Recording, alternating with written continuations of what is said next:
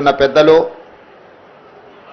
అదే విధంగా university vice chancellor Aldas Janaiah గారు, వెటర్నరీ వైస్ ఛాన్సలర్ గారు,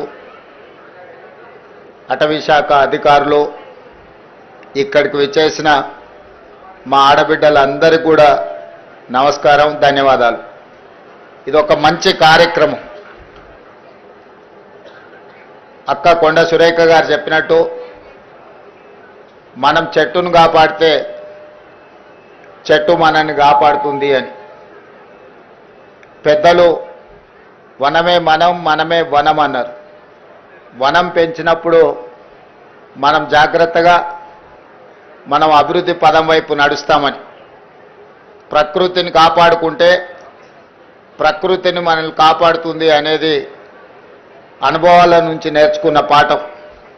అందుకే ఈరోజు అటవీ శాఖ ఆధ్వర్యంలో ఈ సంవత్సరం 18 కోట్ల మొక్కల్ని నాటాలి అని చెప్పి ఒక బృహత్తర కార్యక్రమం తీసుకొని అధికారులు, అదేవిధంగా ప్రజాప్రతినిధులు, విద్యార్థులు అందరూ కూడా ఈరోజు ఈ కార్యక్రమాన్ని తీసుకొని ముందుకు వెళ్తున్నారు. అయితే నేను ప్రత్యేకంగా మా అక్కల్ని, మా చెల్లెళ్ళని నేను అడగదలుచుకున్నా. ఇంట్లో పిల్లల్ని పెంచడం తెలిసిన నైపుణ్యం ఉన్న మా అక్కలు పెరడిలో 2 చెట్లు పెంచితే ఎంత అద్భుతంగా, ఎంత గొప్పగా ఉంటుందో ఈరోజు మా అక్కలందరూ కూడా అమ్మ పేరు మీద చెట్టు నాటాలి అని దేశ ప్రధానమంత్రి గారు ఏదైతే అన్నారో, అమ్మ పేరు మీద పిల్లలు చెట్లు నాటితే తమ పిల్లలను చూసుకున్నట్టుగా పెంచడానికి అమ్మలు కూడా తలా 2 చెట్లు నాటి పెంచితే తెలంగాణ మొత్తం హరిత వనం అవుతుంది, తెలంగాణ మొత్తం ఆకుపచ్చ తెలంగాణగా మారుతుంది. ఈరోజు అమ్మ ఒడిలో, అమ్మ బడిలో, అమ్మ పర్యవేక్షణలో ఏమి ఇచ్చినా వాటికి రక్షణ ఉంటుంది.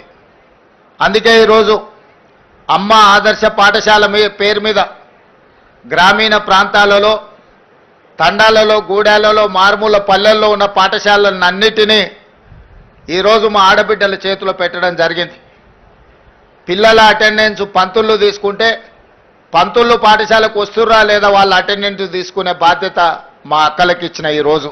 ఎందుకంటే పిల్లల చదువు పట్ల శ్రద్ధ చూపించేది కన్న తల్లి కంటే ఎవరు ఎక్కువగా ఉండరు కాబట్టి ఈరోజు పాఠశాలలు మా అక్కల చేతిలో పెట్టినాం. ఇదే కాదు, ఒకప్పుడు సోలార్ వ్యాపారం, సోలార్ పవర్ ప్లాంట్స్ పెట్టాలంటే అదానీలు రావాలి, అదానీల వ్యాపారం అనేది.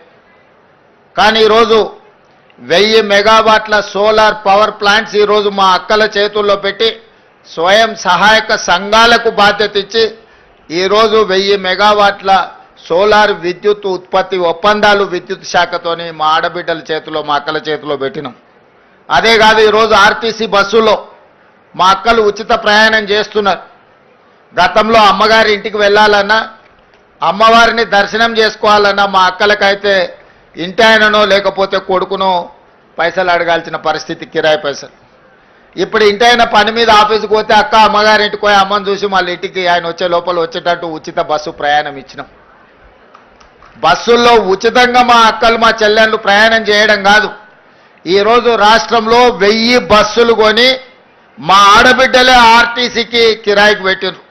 ఇలా 1000 బస్సుల యజమానులు మా అక్కలు అయినరానంటే ఈరోజు వాళ్ళ చేతుల్లో వ్యాపారం ఉంటే బాగుంటుంది అని చెప్పి మా అక్కల కోసం ఈరోజు ప్రత్యేకమైన ప్రణాళికలు చేసినాం. ఈరోజు హైటెక్ సిటీ అంటే మన వాళ్ళందరూ విప్రోనో, ఇన్ఫోసిస్నో లేకపోతే మైక్రోసాఫ్టో ఇట్లాంటి మా పాత్రికేయ మిత్రులు పేపర్లలో రాస్తుంటారు. కానీ మా అక్కలకి హైటెక్ సిటీ పక్కన, హైటెక్ సిటీ ఎంతుందో అంత 3.5 ఎకరాలలో కొన్ని 100 కోట్ల రూపాయల స్థలాన్ని వాళ్ళకిచ్చి ఇందిరా మహిళా శక్తి పేరు మీద రాష్ట్రం నలుమూలలో వాళ్ళు ఉత్పత్తి చేసిన వస్తువులను ఈరోజు ప్రపంచ దిగ్గజ కంపెనీలతో పోటీపడి నిర్వహించే విధంగా ఈరోజు మరి మా ఆడబిడ్డలకు ఇచ్చినాం. మా పాత్రికేయ మిత్రులు ఎందుకో మరి విప్రో, మైక్రోసాఫ్ట్ గురించి రాస్తున్నారు, కానీ మా ఆడబిడ్డల ఇందిరా మహిళా శక్తి అక్కడ ఉన్న వాళ్ళ వ్యాపార సముదాయం గురించి అస్సలు రాయడం లేదు. హైటెక్ సిటీ పక్కన 100 కోట్ల రూపాయల ఆస్తుల యజమానులను ఈరోజు వాళ్ళు ఉత్పత్తి చేస్తున్న వస్తువులను ప్రపంచానికే చూపించే విధంగా ఈరోజు ఏర్పాటు చేసినాం. మొన్న నిర్వహించిన భారత్ సమ్మిట్ ఇతర దేశాల నుంచి వచ్చిన ప్రతినిధులు అక్కడ సందర్శించుకున్నారు. మొన్న జరిగిన మిస్ వరల్డ్ కాంపిటీషన్లో పాల్గొన్న మిస్ వరల్డ్ కాంపిటీటర్స్ అందరూ కూడా అక్కడికి వెళ్ళి అసలు మన మహిళల యొక్క శక్తి